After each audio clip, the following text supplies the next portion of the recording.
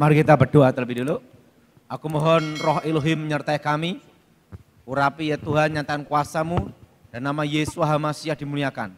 Berkati kami semua Tuhan dan hikmat, marifat dan kekuatan Tuhan menyertai kami. Berkati kami semua Tuhan, Roh Kudus bekerja, berkarya dalam hidup kami masing-masing. Demi nama Yesus Hamasiah. Amin. Shalom. Sudah yang kasih dalam Tuhan, ada satu konsep dalam hidup saya untuk mendidik anak-anak kita. Mungkin agak berbeda dengan saudara. Saya banyak belajar dari kakek saya sebelum saya bertobat. Bahwa seorang yang hebat itu bukan sekedar dilahirkan, tetapi tercipta dan diciptakan. Apa saudara? Tercipta dan apa saudara? Diciptakan. Suatu kali saya ditanya sama kakek saya, apa yang kamu takuti dalam hidup kamu? Satu saya, lapar. Betul nggak saudara? Siapa yang tidak takut lapar? Angkat tangan. Lapar pasti, betul?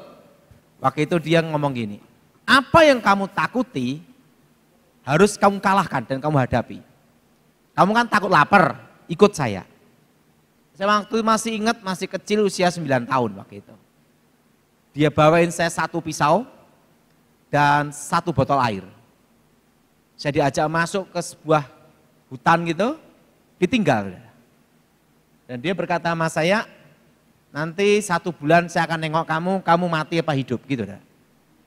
Nah, disitulah saya bertahan bagaimana hidup. Makan apa saja, makanya saya ini pernah makan kucing, tikus, kadal, pernah saya makan semua. Karena untuk bertahan hidup di situ, survival.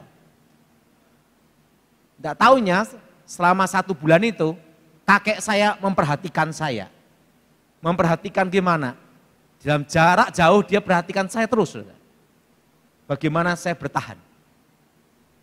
Setelah 1 bulan dia nengok saya, jemput saya. Dia berkata demikian.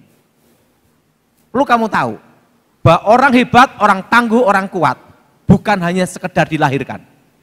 Tetapi tercipta dan diciptakan untuk menjadi kuat, hebat, dan tangguh. Kenapa dikatakan terciptakan? Kamu lahir, pasti ada maksud dan rencana yang maha kuasa. Bukan hanya sekedar lahir. Siapa yang setuju angkat tangannya? Bahwa kita lahir, itu bukan hanya sekedar lahir. Tapi ada maksud, tujuan, rencana yang maha kuasa. Dia berkata demikian. Tetapi, supaya mencapai kehendak dari yang maha kuasa, kamu perlu diciptakan. Bukan hanya sekedar tercipta, tapi diciptakan. Diciptakan dari apa? Dari kondisi, dari situasi, dari latihan, dari pembentukan. Ingat, orang yang hebat bukan hanya sekedar lahir. Tidak ada orang tangguh tanpa latihan. Tidak ada orang kuat tanpa olahraga dan latihan. Kalau makan tidur pasti sancam, betul Pak? Betul? Betul? Betul? Berarti harus ada namanya itu diciptakan. Diciptakan dalam kondisi, diciptakan dalam situasi. Bagaimana mengambil keputusan, itu kamu harus mengalami hal-hal yang berat. Ingat, kamu saya latih di tempat ini bukan menjadi manusia lemah, tapi manusia kuat. Dan ingat, untuk menjadi manusia kuat, kamu akan saya siksa tapi aman. Nah ini adalah. Nah, disiksa tapi aman. Ingat, disiksa tapi aman. Kalau kamu tidak pernah disiksa, kamu tidak akan dewasa. Kalau kamu tidak disiksa, kamu tidak akan muncul insting. Kalau kamu tidak disiksa, kamu tidak akan menjadi kuat. Tapi ingat, saya nyiksa itu aman. Gitu. Yang pertama yang harus kamu lakukan adalah 1, disiplin dan tekun. Untuk disiplin dan tekun itu disiksa loh saudara. Karena menunggu itu hal yang menjemukan dan paling malas kita menunggu. Betul? Betul? Nah, waktu itu kakek saya ngomong sama saya, Kamu tidak boleh tidur sebelum jam 12 malam. Dan setelah kamu tidur, tepat jam 3 lebih dikit harus bangun. Tersiksa enggak saudara? Tersiksa saudara? Enak-enak tidur suruh bangun lagi, betul? Dan kalau enggak bangun digebur air lagi saudara.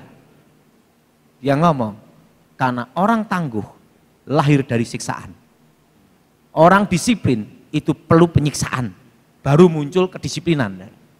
Nah, ya benar saudara, saya tidur hanya berapa jam. Ingat, dari sini engkau akan belajar bahwa waktu itu berharga. Makanya waktu itu jam 12 tet, lebih 1 menit, langsung mata terpejam. Karena saya tahu nanti jam 3 lebih harus bangun. Ingat, kamu harus belajar disiplin. Nah, pintar itu nomor 3.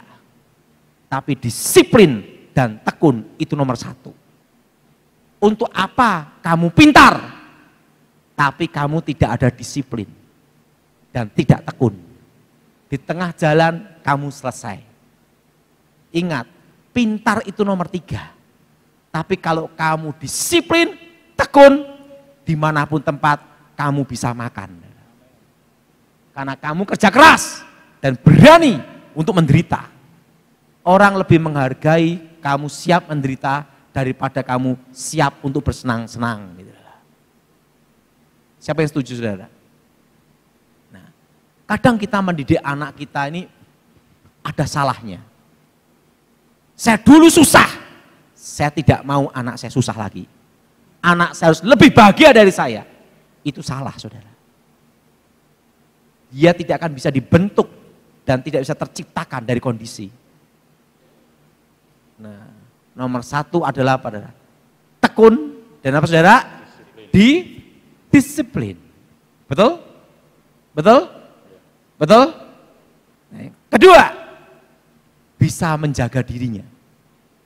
Kamu boleh pandai, tapi kamu tidak bisa menjaga dirimu, ya sia-sia. Menjaga diri apa? Dari narkoba, sabu-sabu, setelah itu busa-busa, betul? Betul? Itu harus ada menjaga diri, betul? Dari pergaulan, dari lingkungan. Kamu sepandai apapun, sia-sia kalau kamu tidak bisa menjaga dirimu. Nah, makanya dulu sebelum saya bertobat, bayangin saudara, kakek nenek saya ngomong, kamu tidak bisa keluar dari tempat ini kalau kamu belum bisa mengalahkan kami berdua. Kalau kamu belum bisa mengalahkan kami berdua sekaligus, sampai mati pun kamu di sini. Ya, kelengeran saudara. Saya tidak mau mati di tempat latihan kan gitu saudara. Nah, bagaimana caranya? Kamu harus berusaha supaya keluar dari tempat ini. Karena ingat, kalau kamu bisa mengalahkan kami berdua, kemanapun kamu pergi, kamu bisa menjaga diri kamu. Ingat, baik dari pergaulan, baik dari situasi, harus bisa menjaga diri. Betul? Betul? Bisa apa saudara? Menjaga diri. Nah, apa gunanya saudara pandai? Tapi saudara tidak disiplin, tidak bisa menjaga diri. Terkena pengaruh dugem, selesai. Betul? Terkena narkoba, selesai. Betul? Nomor 2 adalah apa? Menjaga diri. Saya yang setuju angkat tangan saudara. Yang ketiga, baru pinter. Pandai itu dari waktu ke waktu. Niat kamu belajar, niat kamu mencari pengetahuan. Tapi ingat, perlu kamu tahu, kamu nanti sekolah setinggi apapun, nanti setelah lulus, yang kamu praktekkan pun maksimal hanya 5%. Maksimal hanya berapa saudara? Kamu belajar sekolah kumlot sampai kepala bocor pun saudara. Karburator kepala botak bocor. Nah buktinya, lulusan universitas bahasa Inggris, begitu lulus, jaga HP, betul tidak? Lah ilmunya sekolah kan TV, betul? Betul? Betul? Betul? Lulusan Amerika, bisnis development macam-macam. Balik Temanggung, bakul mbako, betul enggak? Ilmunya udah lain, betul? Betul? Nah, ujung-ujungnya nanti kepandian saudara yang dipakai itu hanya 5%. Sekolah sepandai apapun, 5% itu maksimal.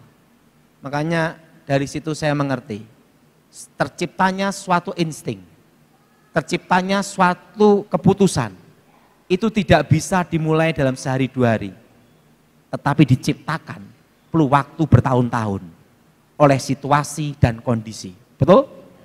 Tidak bisa langsung muncul menjadi orang hebat, tidak bisa muncul langsung jadi pendeta terkenal. Tidak, semua perlu pembentukan. Nah waktu itu kakek saya ngomong sama saya, itu namanya diciptakan. Diciptakan suatu kondisi. Nah setelah saya bertobat, saya baru mengerti pembentukan karakter yang Tuhan izinkan. Guru yang hebat adalah memiliki murid yang lebih hebat dari gurunya. Betul? Itu dapat katakan guru yang hebat. Nah di situ kakek saya sebelum meninggal dia ngomong gini, aku bangga sama kamu. Kenapa? Karena kamu bisa ngalahkan saya. Berarti saya guru yang berhasil menciptakan murid yang lebih hebat dari saya. Nah di situ saya baru mengerti, seorang yang hebat, seorang yang tangguh, seorang yang kuat, itu perlu waktu, disiplin, tekun, dan suatu insting terbentuk. Itu tidak hanya sehari 2 hari, bertahun-tahun. Karena situasi, kondisi diciptakan dari keadaan. Makanya saudara, ada suatu hal yang kadang itu pendidikan anak. Ada seorang konglomerat itu bicara sama saya. Dan di situ saya baru mengerti hal yang sangat prinsip dan penting. Dia cerita sama saya, kenapa ada di Alkitab itu namanya Sema Israel. Ayah mengajar anak, betul? Hukum Taurat dan diperkatakan. Dia ngomong sama saya, kenapa saya bisa berhasil jadi konglomerat? Nah, kalau yang bicara motivator itu belum tentu ada bukti. Tapi kalau dia bicara konglomerat dan dia memang konglomerat, baru kita percaya. Tahu enggak? Kenapa saya tahu bursa saham? Kenapa saya tahu bisnis? Apakah hanya sekedar sekolah? Bukan. Apakah hanya sekedar membaca? Bukan. Tahu enggak saya belajar dari mana? Waktu mama saya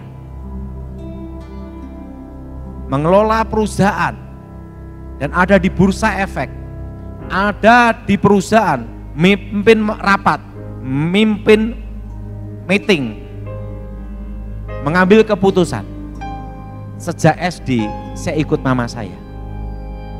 Saya ikut mama saya waktu rapat. Saya ikut mama saya waktu di bursa saham. Saya ikut mama saya waktu mengambil keputusan. Saya lihat apa yang dilakukan mama saya dari saya kecil. Dan setelah itu saya kuliah, tapi saya tetap belajar dari mama saya. Dan jadilah saya. Dan kalau saya tidak belajar dari mama saya tidak bisa seperti ini. Kenapa? Karena untuk mimpin perusahaan yang besar, bukan hanya belajar buku di sekolah. Nah, tetapi perlu waktu. Coba Pak Daud pikirkan, kalau saya hanya sekedar belajar, waktu lulus kuliah, perlu penyelesaian berapa tahun untuk memanajemen ini.